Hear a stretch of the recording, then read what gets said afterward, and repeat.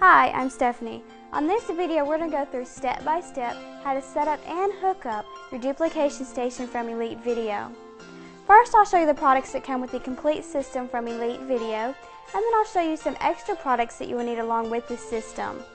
First, you have your SD3 duplication station.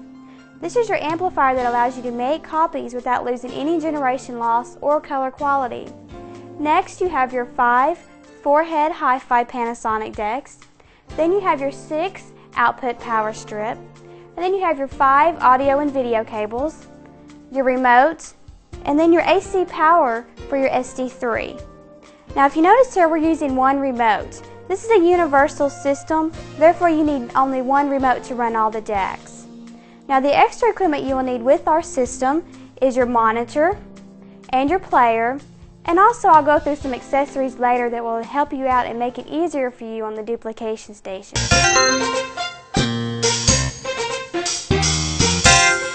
As you can see here, we placed our SD3 on top of our 5 Panasonic decks. If you have a shelf or a rack mount system, this would also work well. We do recommend to make sure to put ventilation in between each deck. An accessory that we offer at Elite Video is just a small block. It's a black wooden block that we place in the 4 corners of the decks. This makes sure to get plenty of ventilation through the decks.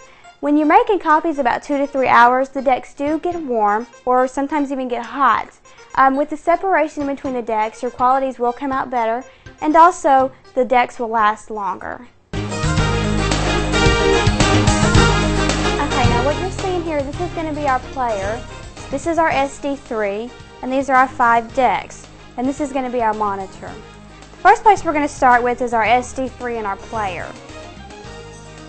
We are using a Super VHS deck here. I'll show you how to hook it up with composite and Super VHS. All you have to do is simply on the VCRs just unhook them. We do recommend that you keep them tied as much as you can. In other words, if you're not going to run the AC power the full length, try and keep them tied together because it will help out in the end. Because as you can tell right now, we only have 2 decks filled up and we've already got a lot of cords. So this makes it a lot easier in the long run as far as neatness and being able to find your units in the back. You get a 6 output power strip from Elite Video with your system. You'll see here that we have 2. We had to have one for our decks and our SD3, and then we also have our monitor and our player that we're going to have to hook up our AC power. Again, this is very simple. You just want to simply hook up your decks into your AC power strip.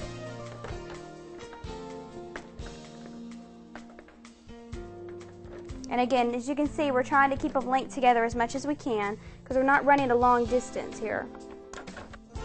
Now that we have our VCRs plugged in and ready to be powered up, we're going to move on to the SD3. As you'll notice with your SD3, we get a power adapter that will look like this. It is a little bit larger than your regular VCR adapters. Therefore, we recommend you plug it into the end of the power strip.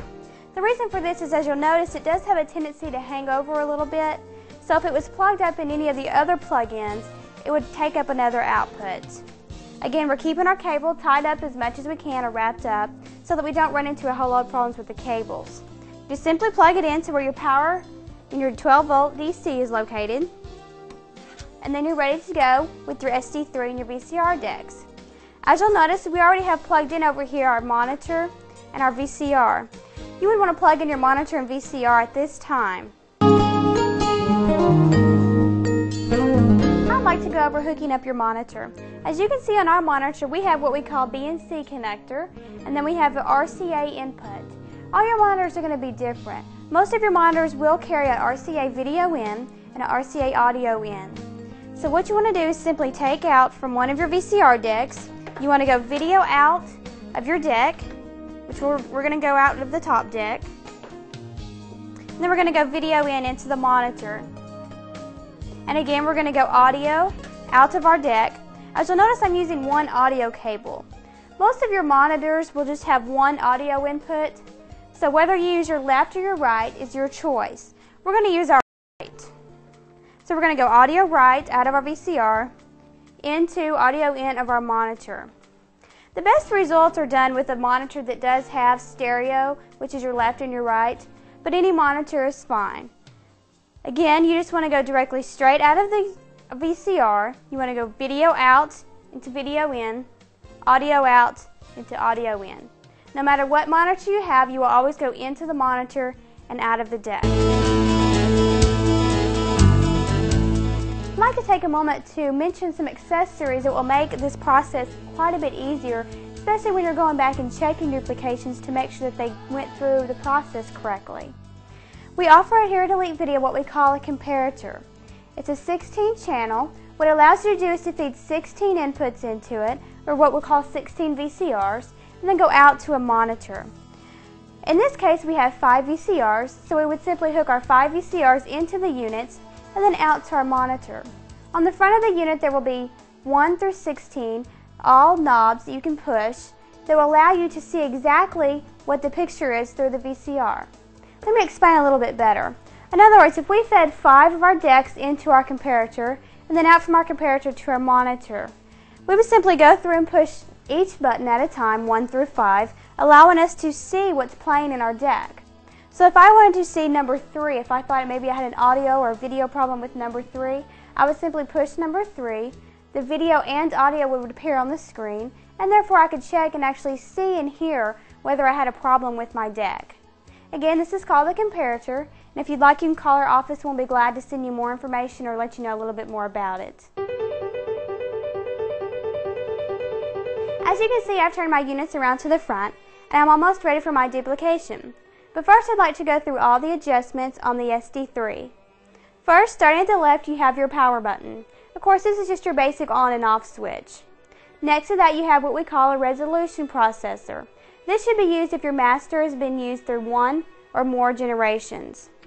Next to that, you have what we call a line loss compensator. What this allows you to do is if you're running a cable more than 12 feet, it compensates, therefore you don't get any kind of video loss. Next to that, you're going to find your black burst. This will allow you to black over a video. And next to that, we're going to go to signal controls. This is nice because if anything happens during duplication, video or audio loss, you simply turn this on and this will be the noise that you will hear.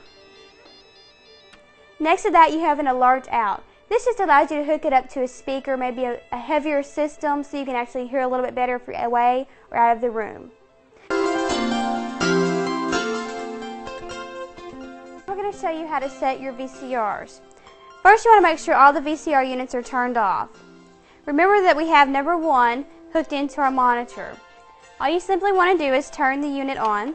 You're going to notice in the corner here it's going to say channel 3, 4, whatever the channel is on. We want to make sure that this is on line input. So we're going to take our remote and you'll simply see a button right here that says input. We're going to hit it until it appears line, which is what is appearing at the screen now. And then we also want to make sure our speed is on SP speed. So we're going to go to the button on here that says speed. I believe it's right down here. And we're going to set our speed to SP. You want to do this for every unit. So you would simply turn this unit off, go to the second unit, and do the same process throughout your system. I need to let you know here we are using 1 monitor, therefore you need to change the monitor per VCR. This means you need to disconnect the first VCR from the monitor and then go there and go to your second VCR, and then you're going to hook that into the monitor. You need to do this for all VCRs in the duplication system. This way you can see the SP and also the line input on your screen, which will allow you to make it easier whenever you're changing the settings on the VCRs. Now that everything's set up, we can go through a duplication and check our system. First, I'd like to go through a few things when recording on these decks. As you'll notice on your remote, your record is below the wheel on the right-hand side. This unit is a one-touch remote, which means if I simply push record, it will record to the end of the tape. But if I push record and push it again, maybe 2 or 3 times, it's going to set a specific record time. In other words, if I hit record twice, it's going to run it at 30 minutes. If my video is longer than 30 minutes,